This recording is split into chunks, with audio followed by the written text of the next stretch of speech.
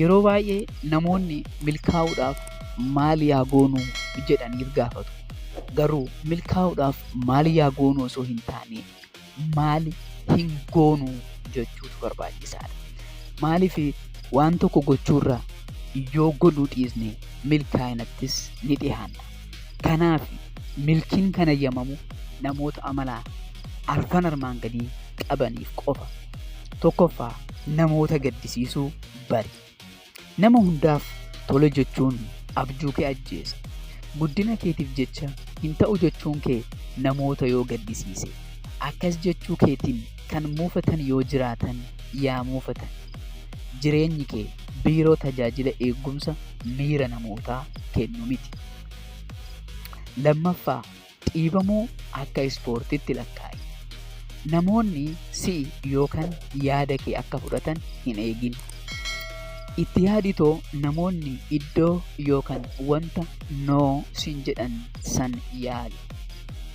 Dhiibamuu yookaan kufaatii sodaachuu gaafa dhaabde ofitti amanamummaan kee dachaadhaan dabala. Milkiin kan argamu noo baay'ee erga darbitee booda. Sadaffaa pilaambii hin qabaatin. Kun yoo hin taane sanan yaalaa filannoo jedhu yoo qabaatte sammuun kee humna isaa guututti ittiin fayyadamu.